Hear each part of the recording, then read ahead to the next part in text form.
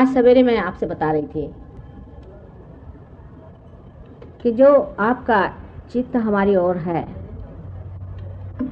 उसे अगर हम कहें कि आप अंदर की ओर ले जाए तो आप नहीं ले जा सकते।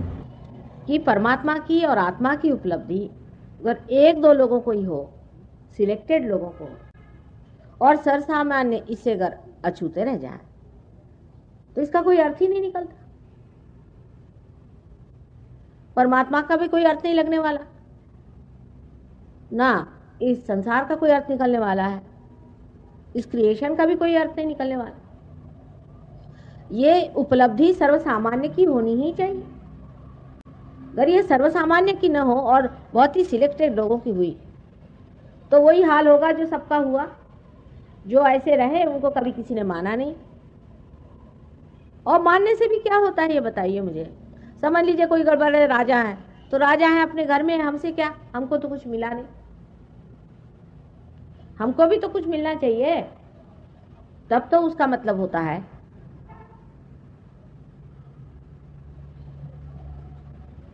इसलिए ये घटना घटित होनी ही चाहिए।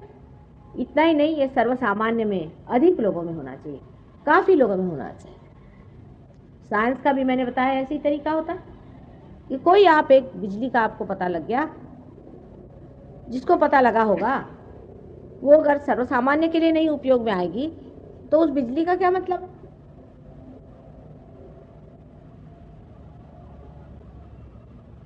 आज जो सहज योग की उपलब्धि है, सहज तो कितने सालों से चले ही आ रहा है। जब से सृष्टि बनी सहज ही बनी है सृष्टि। जैसे एक बीज होता है और उस बीज के अंदर उसके अंकुर बने रहते हैं, सब चीज उसके अंदर बनी रहती है, सारे नक्शे उसके अंदर बने रहते हैं, जितने भी उसके अंदर से पेड़ निकलने वाले। उसी प्रकार इस सृष्टि का सारा नक्शा ही माइक्रोस्कोपिक पहले ही से बना हुआ, और वो सारा बना हुआ खिलता हुआ चला रहा है सहज से ही। सहज माने सह यानी आपके साथ, और ज माने पैदा हुआ, आप ही के साथ ये चीज पैदा हुई है।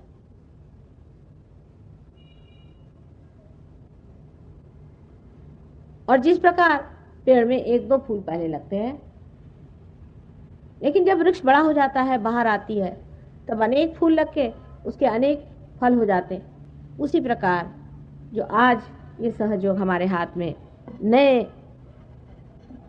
आयाम में, डायमेंशन में खड़ा हुआ है, वो सर्वसामान्य के लिए है, असामान्य के लिए नहीं। इसलिए पहले तो अपने दिमाग से बात निकाल देना चाहिए कि हमें कैसे होगा भाई, हम तो इसके योग्य हैं भी या नहीं है। ये घटना हमारे अंदर घटित हो ही नहीं सकती। ऐसे दिमाग में बातचीत लेकर के पहले से आए हो तो उसे अपने जूते के साथ बाहर रख दीजिए। ये तो होना है ही, ये घटना होनी ही है, चाहे आज नहीं होगी कल जरूर होगी, और हमें करना ही है। और आप इसके पात्र भी हैं। अब सत्पात्र ढूंढते कहां तक घुमा फिरा जाए। माने अगर एकदम सबसे बढ़िया चीज हो और उसमें ही काम कर दिया तो कौन सी कमाल कर दिया। सो ये कभी नहीं सोचना कि ये चीज हमें होगी ही नहीं। पहली बात तो ये, इस मामले में कोई भी नर्वसनेस हो तो उसे पहले निकाल दीजिए, क्योंकि हम तो मेहनत करेंगे और ये चीज होगी। अब दूसरी बात यह है कि शंका होती है कि माँ ये कौन होती है करने वाली। और हमने तो सुना था कि कुंडलिनी की जागृति तो बड़ी ही कठिन चीज है, वो तो सर के बल खड़े हुई हजारों वर्षों बाद हो जाती है। सब लोग यही कहते, पता नहीं क्या क्या चीजें लिख मारी है, लेकिन ये बात हमारे साथ नहीं। हो सकता है कि हम बड़े माहिर हैं, इसके कारीगर हैं, जानते हैं काम, इसलिए हमें तो कोई, कभी हमने आज तक देखा ही नहीं कि किसी ने कहा है कि माँ हमें पार करो, और किया नहीं। हर तरह के होते हैं प्रॉब्लम्स, बड़े परम्यूटेशंस कॉम्बिनेशंस हैं, इसके प्रॉब्लम्स भी हैं, क्योंकि इंसान ने अपने को काफी गलत रास्तों में डाल रखा है। जरूरी नहीं कि वो खराब आदमी, अच्छा आदमी होता है, पर धर्म में भी गलतियां हो जाती हैं, गलत जगह मत्थे टिक जाते हैं, गलत लोगों को मान लेते हैं, चक्कर चलते हैं। अब ये आदमी बड़े शरीफ हैं बेचारे, बहुत शरीफ आदमी, कोई खराबी नहीं है, वे चक्कर में आ गए, मतलब थोड़ी बेवकूफ़ी कर गए और क्या। और क्योंकि शैतान की जो शक्तियां इतनी ज़्यादा कार्यान्वित है कलयुग में, तो उसके चक्कर से मुश्किल से बचते हैं, बच्चे हैं ना।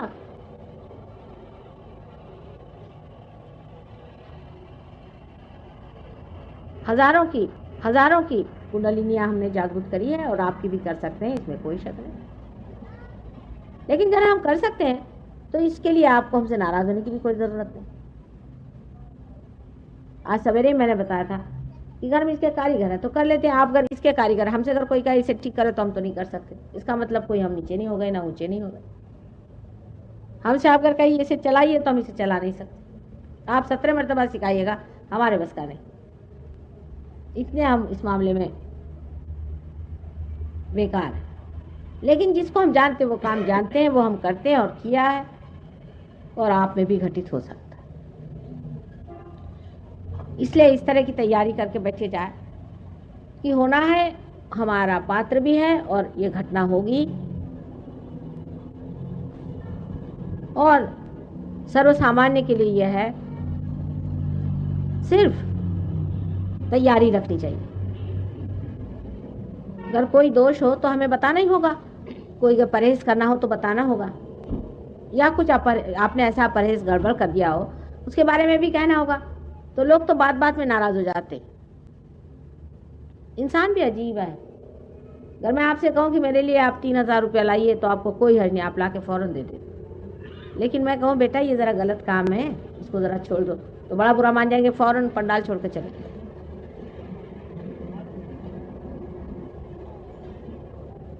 तो हम तो माँ हैं, थोड़ा बहुत बताना भी पड़ेगा, उसका बुरा नहीं मानना, पहली बात। दूसरी बात यह है कि इसमें जमना होता है।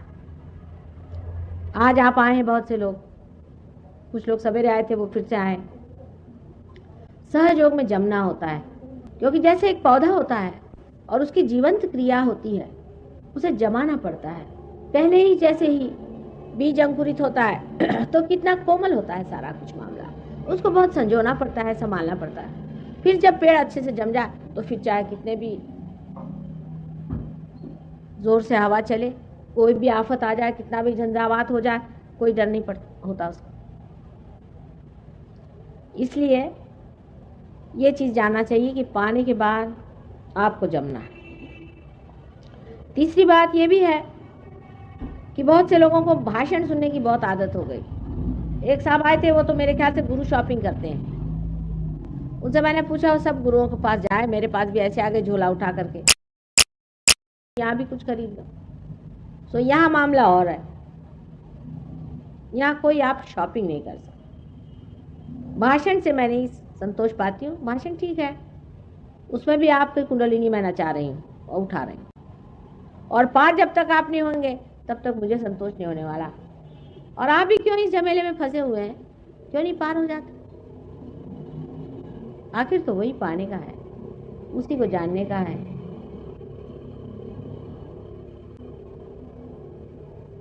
लेकिन सहयोग इसीलिए नहीं जमता है कि लोग चाहते हैं कि माँ को पैसा दे दो, कुछ तो भी करो, ऐसा वैसा कुछ करा दो, छुट्टी करो। अरे गुरु ऐसी करते हो, माँ को आप यहाँ पैसा नहीं दे पाते। माँ को आप जीत नहीं सकते जब तक आप पार नहीं हो और उसमें जमे नहीं। ये 2 चीज़ होती है। लोग नहीं चाहते, वो सोचते हैं भाई चलो ये तो मेहनत की चीज़ है। पार होते वक्त तो कोई आपको मेहनत नहीं करने की, उस वक्त नहीं। पार होने के बाद आपको जमना पड़ता है, और जमना चाहिए। समय आ गया है, ये समय की पुकार है, और इस समय की पुकार में अगर आप अपने को जागरूक न करें तो बड़ी मुश्किल होगी, बाद में बहुत बड़ी मुश्किल होगी, वो मैं आपको बताऊंगी। दूसरी बात ये भी है कि सहयोग में लोग जमते नहीं, उसके बाद बीमारियां हो जाती हैं। उसके बाद वो मेरे पास आते हैं और कहते हैं माँ हमें ठीक कर दो। सहयोग में आने के बाद लोगों ने डॉक्टरों के दरवाजे बंद कर दिए, उनके घर नहीं जाते आप।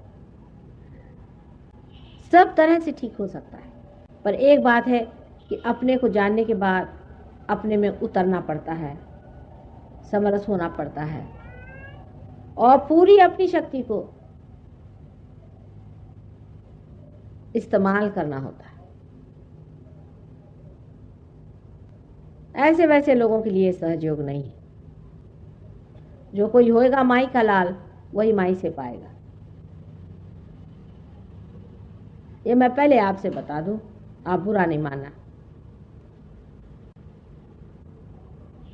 तुकाराम ने कहा है, ये रया गबाड़्याचे काम नोहे।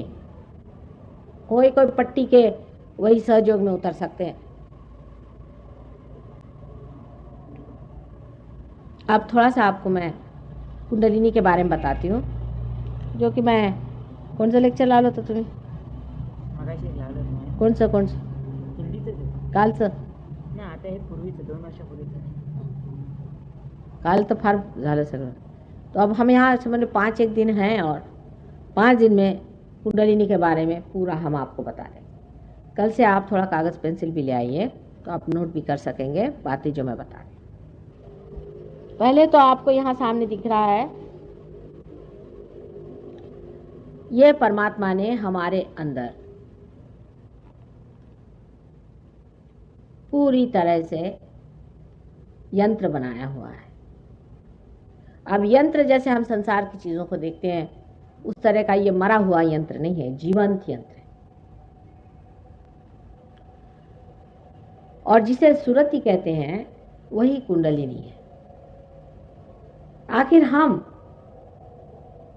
जो मानव स्वरूप हैं, वो किसी न किसी चीज़ के बूते पे चल रहे हैं ना। इस आँख को देखिए तो कितनी कमाल की चीज़ है। सारे शरीर का चलन वलन कितना एफिशिएंट और कितना सुंदर है। सारी सृष्टि की रचना कितनी खूबी से की हुई है। ये सारी चीज़ें कोई न कोई ऐसी शक्तियां हैं जो गुप्त है। वो गुप्त इसलिए है कि हमारा जो ग्रोस अटेंशन है, हमारा जो जड़ चित्त है, वो उसे नहीं जान पाता। उसके लिए सूक्ष्मता आनी पड़ती है। ये सूक्ष्मता पाना ही सहयोग का लक्ष्य है। इस सटलनेस में उतरना ही सहयोग का लक्ष्य है, जिसे कहते हैं कि आपा को पहचानना, आत्मा को पहचानना। जैसे मैंने आज सवेरे बताया आपसे कि आत्मा को पहचाने बगैर आपका भ्रम टूट ही नहीं सकता और आप परमात्मा को जान ही नहीं सकते। जो कुछ भी आप उसके बाद में जानते हैं, वो ज्ञान मात्र है, बोध नहीं है। बोध आत्मा को जानने के बाद होता है। इसलिए आत्मा को पहले जाना जाएगा, उसके बाद सारी बातें समझ में आ जाएंगी। अब ये जो कुंडलिनी है, ये पूरा जो यंत्र है, इसको मैं समझाती हूँ और फिर कुंडलिनी भी बताती हूँ कहाँ है। पहले तो जो उठा तो जरा उठा,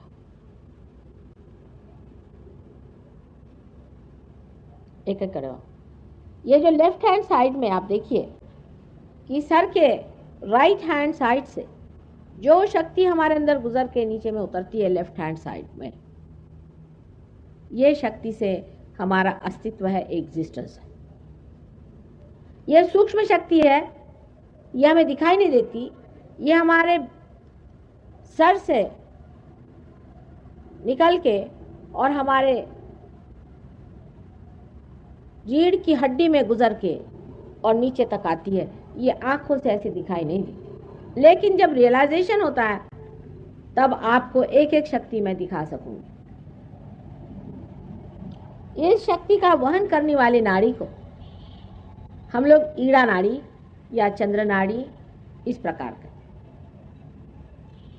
ये सूक्ष्म शक्ति जब बाह्य में अपना आविर्भाव करती है, जब इसका एक्सप्रेशन होता है, मैनिफेस्टेशन होता है, तो हमारी लेफ्ट सिंपैथेटिक नर्वस सिस्टम इससे बनती है। ये हमारे एग्जिस्टेंस की, हमारे अस्तित्व की शक्ति है। और जब ये शक्ति सुप्त हो जाती है तो हमारी मृत्यु हो जाती है।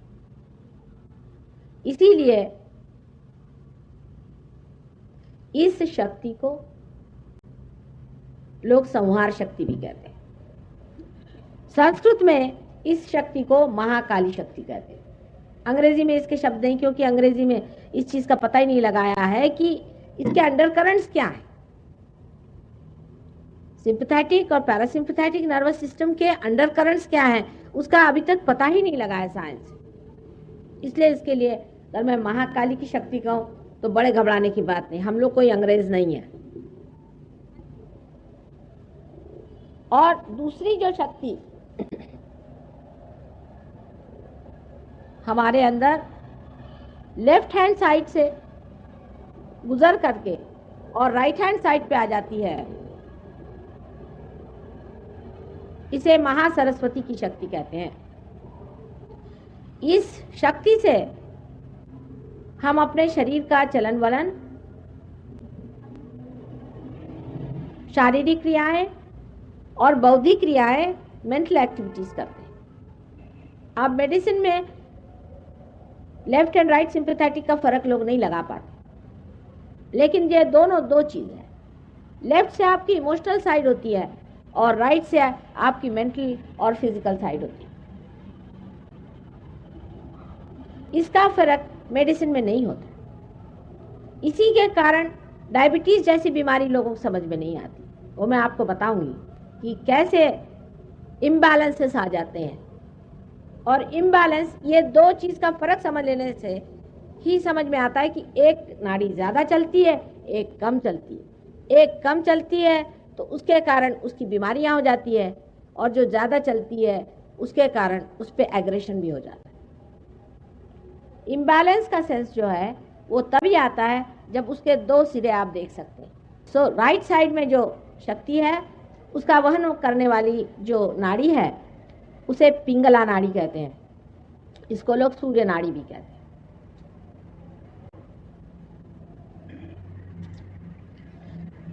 इससे राइट साइड की जो सिंपैथेटिक नर्वस सिस्टम है उसका प्रादुर्भाव होता है।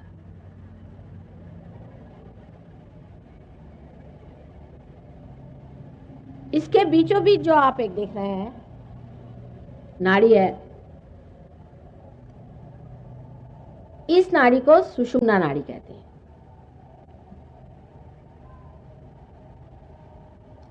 ये नाड़ी जहां तक बनी हुई हमारे अंदर में है, माने ये पैरासिम्पैथेटिक नर्वस सिस्टम को मैनिफेस्ट करती है, वहीं तक मनुष्य पहुंचा हुआ है। अब जो कुछ हम लोगों ने आज तक हासिल किया हमारे उत्क्रांति में, एवोल्यूशन में, अमीबा की दशा से इंसान की दशा तक, वो सारा हमारे सेंट्रल नर्वस सिस्टम में है। हमारी जो सेंट्रल नर्वस सिस्टम जो है वो समझ लीजिए इस सब का रिफ्लेक्टर है।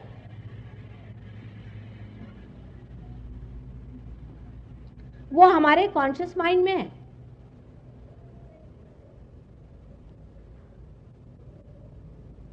जो लेफ्ट हैंड साइड की जो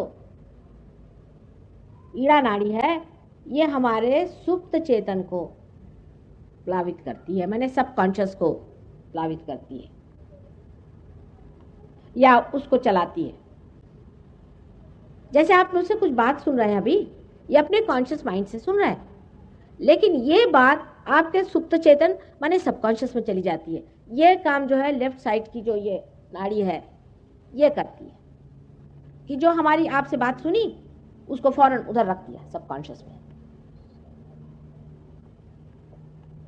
और इसीलिए इसे कंडीशनिंग लोग कहते हैं। वो दो प्रकार के हो सकते हैं, सुसंस्कार भी हो सकते हैं और कुसंस्कार भी हो सकते हैं। अब फ्रॉइड जैसे लोगों ने कुसंस्कार ही देखे, उनकी आंख तो मतलब ये जो नॉलेज लेने का तरीका है इन लोगों का वो ऐसा है कि ये अंधेरी जगह है, आज जिसके हाथ में जो मिल गया वही लेके बैठ गए, यही सत्य है। ऑब्जेक्टिव जिसको कहते हैं।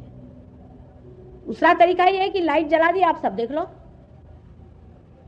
ये सहयोग का तरीका है। और ऐसे ज्ञान पाने का, किसी से सुनने का या साइंस से या किसी तरह से पाने का अंधा तरीका है।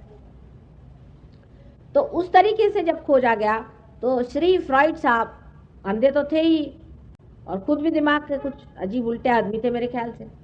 उनके बारे में तो क्या क्या गंदी बातें लोग बताते हैं। उन्होंने पकड़ लिया एक इसको और इसी पे काम किया, और वो कहने लगे कि जो कुछ भी आप इस तरह से किसी को मना करते हैं कि ये नहीं करो, वो नहीं करो, ऐसा नहीं करो, वैसा नहीं करो, उसे कंडीशनिंग हो जाता है। उससे आदमी जो है फ्री नहीं रहता।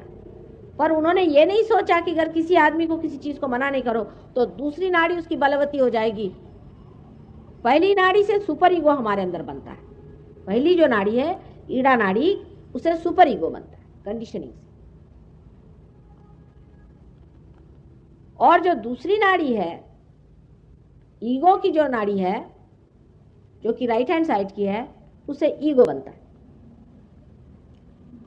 यानी आप अब सरकारी नौकर हो गए साहब, तो आप किसी से ठीक मुंह बात ही नहीं करते। कुछ लोग मिनिस्टर साहब से मिलने गए तो वहाँ एक साहब बहुत उछल कूद कर रहे थे, बेचारे देहाती लोगों को समझ नहीं आया। तो उन्होंने पूछा कि भाई बात क्या है? कहले तुमको पता नहीं मैं पिए हूँ।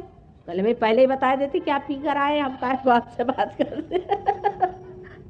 तो ये चढ़ता है ईगो। ये इनकी समझ में नहीं आया फ्रॉइड साहब के कि लेफ्ट साइड को आप जब काटेंगे तो दूसरी साइड चढ़ जाएगी और ईगो खोपड़ी पे चढ़ जाएगा, सुपर ईगो पे। ईगो और सुपर ईगो इस तरह से हमारे सर में है। अब ईगो सुपर ईगो थोड़ा समझा दें, क्योंकि आप लोग कोई मानस शास्त्र के नहीं, भगवान की कृपा से। मानस शास्त्र में भी इसे माना गया है ईगो और सुपर ईगो को। जिस तरह से कि समझ एक छोटा बच्चा माँ से अपने दूध पी रहा, आनंद में बैठा, आनंद में है। उसके बाद माँ ने उसको उठाया, दूसरी तरफ ले जाना चाहे तो उसका ईगो जागृत हो गया कि ऐसा क्यों किया। तो माँ ने डांटा कि नहीं बेटे ऐसे नहीं करो, तो उसका सुपर ईगो जागृत हो गया। इस तरह से हमारे अंदर ईगो और सुपर ईगो के जैसे बलून जैसी चीज हमारे सर में इस तरह से इकट्ठी हो जाती। ईगो की सामने से लेकर के यहाँ तक और सुपर ईगो की पीछे से इस तरह से। अब ये दोनों जब जम जाती हैं यहाँ पर आकर ठीक से, तभी हमारा सर का जो फॉन्टेनेल बोन का हिस्सा है ये बिल्कुल कैल्सिफाइड हो जाता है, बिल्कुल पक्का हो जाता है, तालू भर जाती। तब हो गया, तब आप हो गए, आप हो गए, आप हो गए, सब छूट गया, सब अलग हो गए, सबके अपने अपने शेल बन गए। जैसे अंडे के शेल बन जाते हैं ऐसे इंसान के भी शेल बन जाते हैं। वो इसलिए बनाए जाते हैं कि उसके अंदर इंसान पूरी तरह से अपनी स्वतंत्रता को पहचाने, उसका ठीक से उपयोग करे। उसको उपयोग करने के बाद वो समझे कि कौन सी चीज ठीक है और कौन सी बुरी। बहरहाल आदमी पे पूरी तरह से छोड़ा हुआ नहीं। बड़े बड़े संतों ने संसार में अवतार लिए और आपको समझाया कि ये धर्म है, ये नहीं करो, ये करो। वो क्या सब पागल थे?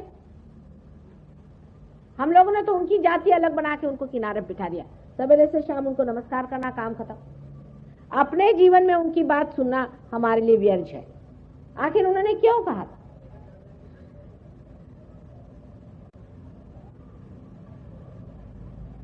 ये बात उन्होंने क्यों कही थी कि ऐसा न करो, ऐसा मत करो, ये करने से वैसा हो जाएगा, वो करने से ऐसा हो जाएगा?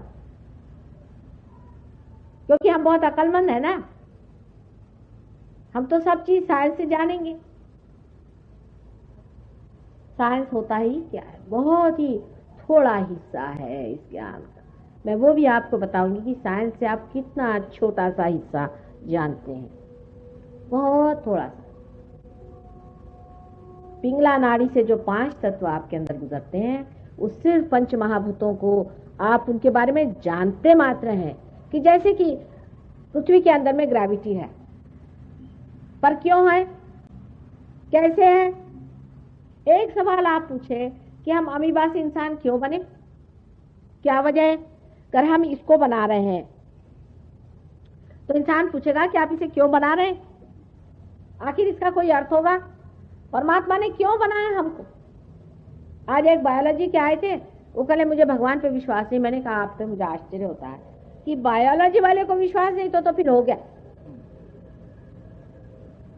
बाकी तो जड़ तत्व से काम करते हैं। कम से कम जो आदमी बायोलॉजी में है उसको तो सोचना चाहिए कि कितने खूबसूरती से मनुष्य को बनाया भगवान ने, और इतने छोटे टाइम में बनाया है कि बड़े बड़े बायोलॉजिस्ट हैरान है कि लॉ ऑफ चांस से तो आदमी बन ही नहीं सकता था, ज्यादा से ज्यादा एक अमीबा बन जाता।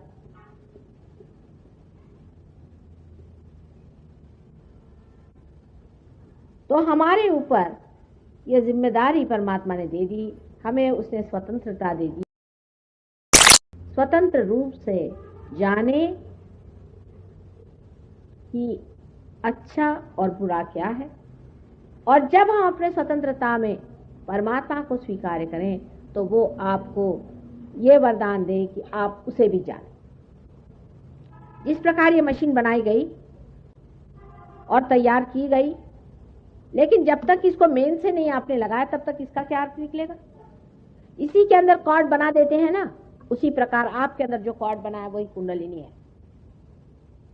परमात्मा ने बना के पहले से रखा है, आपको बनाना कुछ नहीं, आपको कुछ मेहनत नहीं करने की।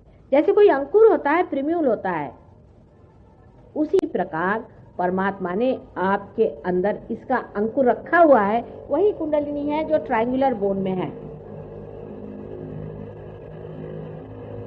आप बीच में गैप आप देखते हैं, यही गैप इंसान की सेंट्रल नर्वस सिस्टम में अभी है।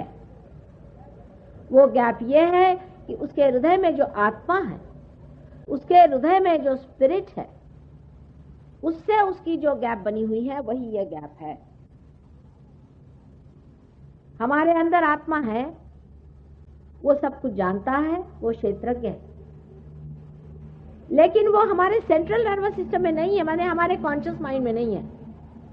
माने ये कि हमने उसे जाना नहीं, वो हमें जानता है। इसलिए ये जो गैप है इसको बनाया गया है, क्योंकि इसी के अंदर से कुंडलिनी को उठना है। यही घटना जो मैं हैपनिंग आपसे कहती थी वो होती है कुंडलिनी अवेकनिंग, वो घटना। पर ये मैकेनिकल, जिसको आप मरा हुआ नहीं समझिए, ये जीवंत घटना है। जैसे कि एक बीज में से अंकुर निकलता है, उसी तरह की ये लिविंग चीज है। इंसान ने आज तक कोई लिविंग काम नहीं किया है क्या? एक बीज में से एक अंकुर निकाल दीजिए।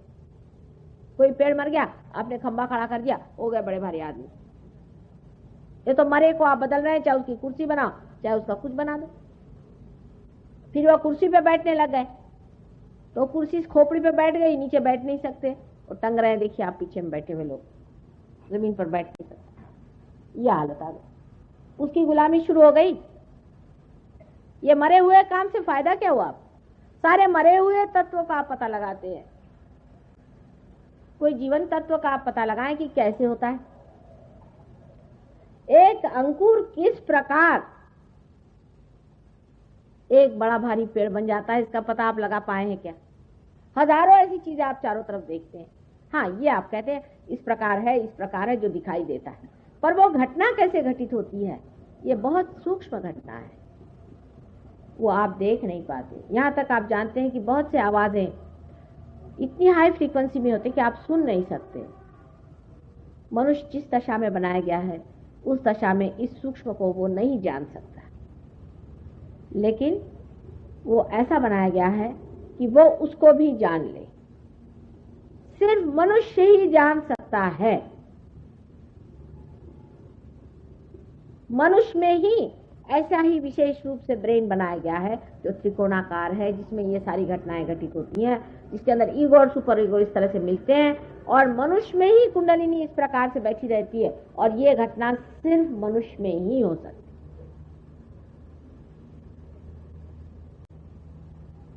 अब आप सोचिए कि सारी सृष्टि बनाई गई, उसमें पृथ्वी विशेष रूप से बनाई गई, उसमें वनस्पति बनाई गई, और उसके बाद आपको बनाया गया और आपको विशेष रूप से बनाया गया,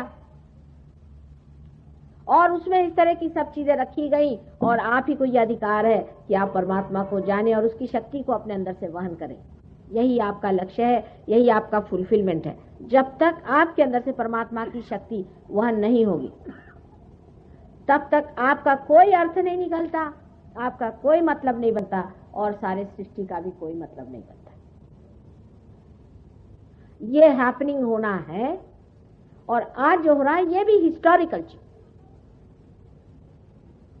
सबका संसार में आना भी स्टेप बाय स्टेप सबका जरूरी। उसके बारे में कल बताऊंगी कि कैसे हर बड़े बड़े अवतार, और जिनको हम प्रॉफिट्स कहते हैं, जिनको हम गुरु कहते हैं, किस प्रकार वो इस संसार में आए और उन्होंने क्या क्या हमारे अवेयरनेस में, हमारे चेतना में किस तरह से काम किया, और वो कहाँ हमारे अंदर बसे हुए हैं, वो सब मैं आपको कल बताऊंगा। ये कुंडलिनी यहाँ त्रिकोणाकार अस्थि में है या नहीं, ये तक लोगों को नहीं मालूम है। और कुंडलिनी पे इतनी बड़ी बड़ी किताबें लिख देते। बताइए मैं क्या करूं? इतनी बड़ी बड़ी किताबों में ये भी पता नहीं कि कुंडलिनी कहाँ है। इसका आपको हम साक्षात करा सकते हैं। आप अपनी आंख से कुंडलिनी का स्पंदन देख सकते हैं, आंख से, चाहे आप पार हो चाहे नहीं, उसका स्पंदन आप देख सकते हैं, उसका उठना गिरना आंख से आप देख सकते हो। हाँ, अरे भाई, तुम्हारा जैसे तुम्हारा श्वास चल रहा है, ऐसे कुंडलिनी श्वास उसका दिखाई देगा। त्रिकोणाकार अस्थि को आप हिलते देखेंगे, उसके अंदर कुंडलिनी ऐसे ऐसे पनपते दिखाई देगी। आप देख लेना, अपनी आंख से देख लेना। उसका हमने फिल्म भी बनाई। जब कुंडलिनी उठती है तो वो उसका स्पंदन शुरू होता है। और कोई कोई लोग ऐसे बढ़िया लोग होते हैं कि एकदम उठे और खट ऊपर पहुंचे, उनमें नहीं दिखता। जिनके नाभि चक्र की पकड़ होगी, जो नाभि चक्र वहां पर है, उसकी जब पकड़ होती है तब कुंडलिनी यूं यूं कौनती है, दिखाई देती। इतना ही नहीं, आपको ये भी दिखाई देगा कि जब कुंडलिनी उठती है, समझ लीजिए आपके लिवर ट्रबल है, तो आपको दिखाई देगा कि लिवर की तरफ जाकर के वहां पर स्पंदन हो रहा है। आपको दिखाई देगी आंखों से। आपका स्टेथोस्कोप लगा है तो आप उसको देख सकते हैं कहाँ चल रही। अंत में वो जा करके यहाँ पहुंच जाती है, जिसपे कबीर ने कहा, शून्य शिखर पर अनहद बाजिरे। पल्सेशन उसका फील होता है। अनहद माने पल्सेशन होता है। फिर जब वो खुल जाती है तभी वो पल्सेशन रुक जाता है। और जो सब दूर सर्वव्यापी जो शक्ति है, जो कि सूक्ष्म, जिसे आपने जानते, जिससे एक एक पत्ता दुनिया का, एक एक फूल, एक एक फल और एक एक इंसान जिससे पूरी तरह से संभाला हुआ है, चलता है, उसी के आश्रय में है, उस शक्ति से आप एकाकार हो जाते हैं। अभी तक तो आपने जाना ही नहीं, अभी आपको खबर ही नहीं है, सिर्फ पढ़ा पढ़ा है उसके बारे में, उसका अभी तक आपको बोध नहीं हुआ। उसका बोध होना चाहिए। बगैर बोध हुए सब चीज बेकार। आप पहले से शक करने बैठ गए। अरे भाई, इसमें शक करने की कौन सी चीज? क्या इसके बारे में पहले लिखा नहीं लोगों ने? सबने बताया है। लेकिन अगर टाइम आ गया है सबको पाने का तो सबको मिलना ही चाहिए। लेकिन सब लोग लेंगे इसे, ये भी मैं जानती हूँ। उसकी बहुत सी वजह है, उसकी बहुत सी वजह है।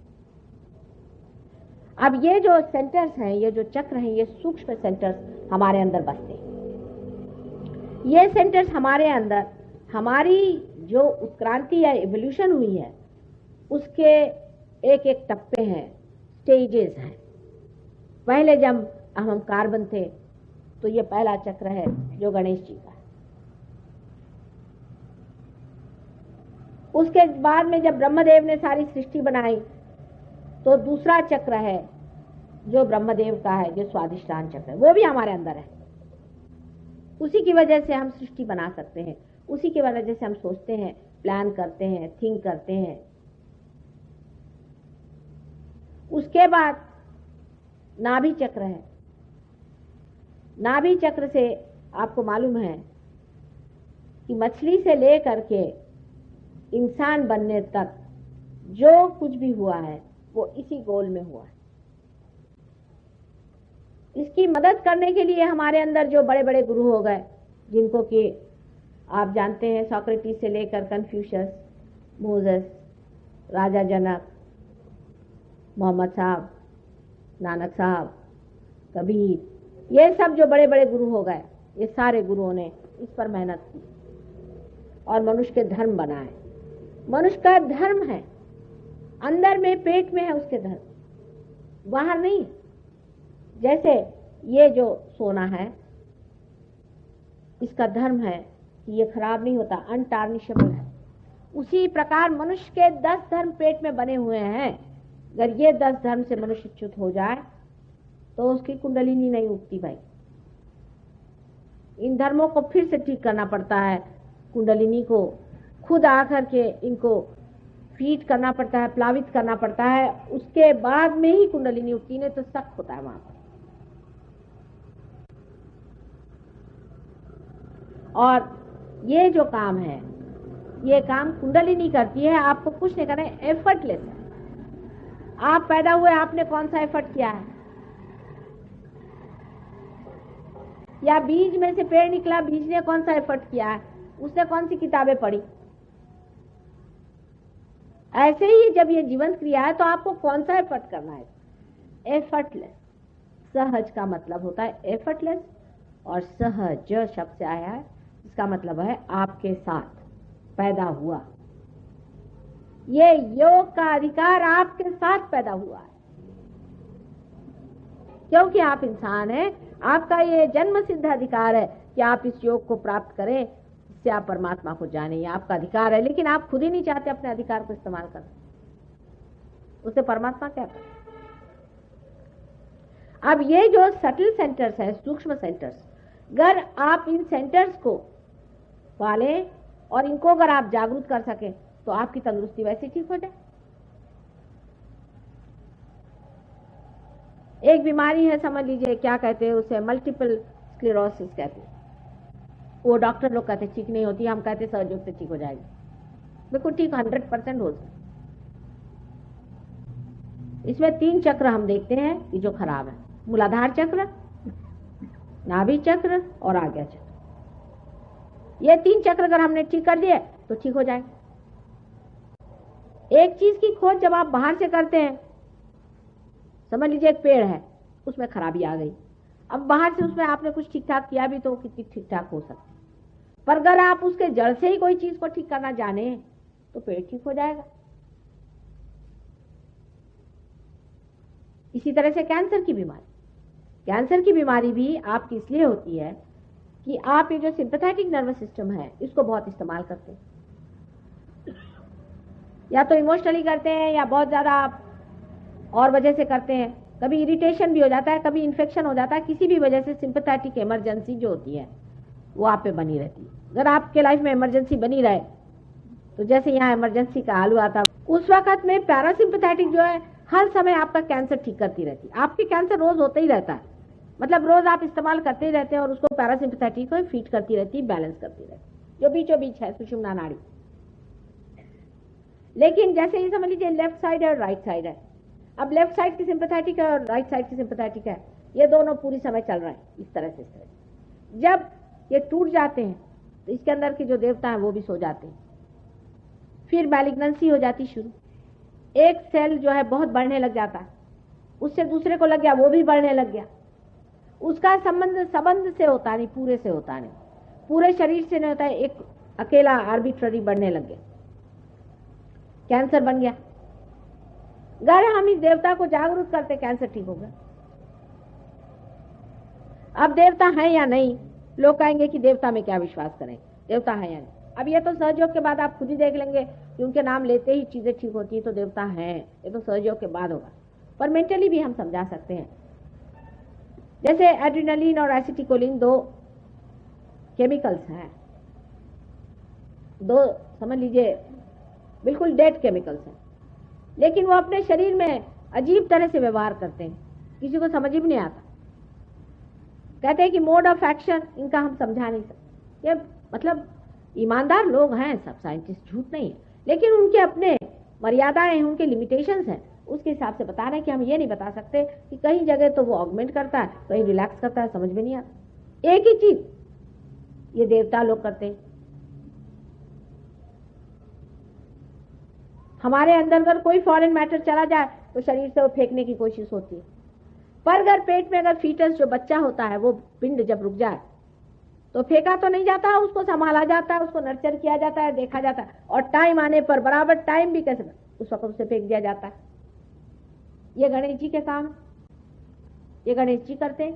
गणेश जी का तत्व हमारे अंदर ये कार्य करता है। अब डॉक्टर लोग गणेश जी को नहीं मानेंगे, फोटो रखेंगे घर में जरूर, नानक जी का फोटो रहेगा, गणेश जी का रहेगा, सब रहेगा, लेकिन गणेश जी हमारे अंदर बसे हुए यहाँ मूलाधार चक्र पे है, ये नहीं मानने वाले। अब मैं क्या करूं बताइए, आप इनको कैसे सिखाया जाए। अब स्क्लेरोसिस की वो लड़की जो आई थी यहाँ पर, मल्टीपल स्क्लेरोसिस, उससे मैंने सिर्फ कहा तुम गणेश जी का मंत्र बोलो हमारे सामने, उनका ठीक हो गया। लेकिन आप कहेंगे तो नहीं होने वाला, क्योंकि आपको अधिकार होना चाहिए गणेश जी को जगाने का, लेकिन अगर आप पार हो जाए तो आपको भी अधिकार आ जाएगा।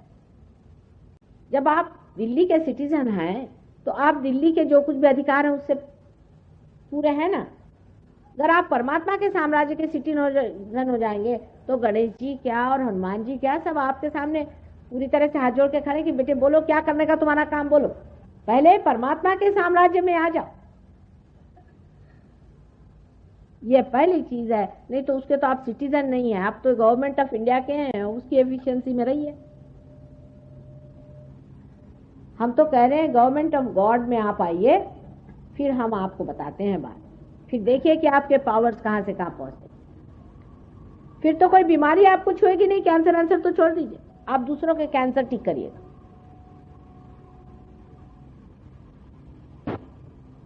लेकिन पार हुए बगैर तो कोई बात ही नहीं कर सकते ना। पॉइंट ये है कि पार तो होना चाहिए पहले, तब इस सूक्ष्म में आप उतरते हैं। आप सूक्ष्म में जब उतर जाते हैं तो आप खुद ही उसको कंट्रोल कर लेंगे। आप खुद उस चीज को कंट्रोल कर सकते हैं जिससे सारी सृष्टि कंट्रोल्ड है, क्योंकि ये सर्वव्यापी शक्ति है। उसमें जैसे ही आप आ जाते हैं, आपका अटेंशन ही आपके सेंट्रल नर्वस सिस्टम में से ही ये बहना शुरू हो जाता है। आपका जो हृदय है उसका स्पंदन आपके सेंट्रल नर्वस सिस्टम में से बहना शुरू हो जाता है। आपको वाइब्रेशन हाथ में से आते हैं, ठंडे ठंडी बहर, जिसको चैतन्य लहरियां कहते हैं। जब वो आपके अंदर से बहना शुरू हो जाता है, माने आत्मा आपके अंदर से बहने लगता है, तब फिर आप जो भी करते हैं वो परमात्मा के ही साम्राज्य में कर रहे हैं। ये होना जरूरी है इंसान के। फिर मुझे ये भी नहीं कहना पड़ता कि आप शराब छोड़ो कि सिगरेट छोड़ो, कुछ नहीं, छोड़ना ही पड़ता, छोड़ ही देते, क्योंकि जब अंदर का मजा आने लग गया तो बाहर का कौन मजा उठाएगा। अब यहाँ जितने बैठे हैं ना, बड़े पियक्कड़ थे, पीछे में जितने लोग बैठे बड़े पक्के पियक्कड़ थे। पियक्कड़ तो क्या आप लोगों को ठिकाने पहुंचा दे, इस तरह से के ड्रग लेते थे, सब छोड़ छाड़ करके आज मजे में बैठे हो। ऑटोमेटिक हो जाता है, उसमें फिर कहने की कोई जरूरत नहीं रहती। जब अंदर का आनंद आने लग जाता है, बाह्य की सब चीजें अपने आप छूट जाती हैं, मुझे कुछ कहना भी नहीं पड़ता खास। जैसे एक छोटी बात है कि जानवर को चाहो तो आप गंदगी में से ले जाओ, लीद में से ले जाओ, गोबर में से ले जाओ, उसको बदबू नहीं आती जानवर को, लेकिन इंसान को ले जाओ तो उसको आती है ना। उसी प्रकार जब आप परमात्मा के साम्राज्य में जाते हैं तो आपकी चेतना ऐसी हो जाती है कि आपसे बर्दाश्त ही नहीं होता, आपके हाथ में बर्निंग से आ जाएगी, अच्छा ही नहीं लगेगी, सब अपने आप ये चीजें छूट जाती हैं। और इसीलिए जितनी भी आते हैं सब कुछ आपका अपने आप झड़ जाता है, उसमें मुझे कहना नहीं पड़ेगा, सब घटना अपने आप घटित हुई।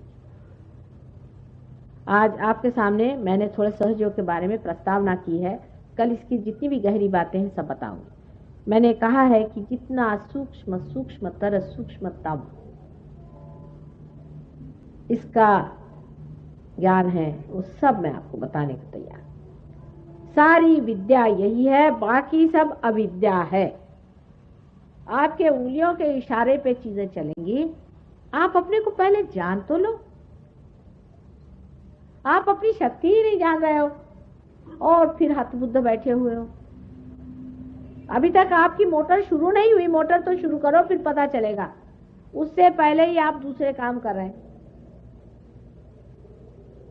एक ये छोटी सी चीज है, अगर इसको समझ। कैसे बेटा, ठीक हो? बैठो, बैठिए बैठिए बैठिए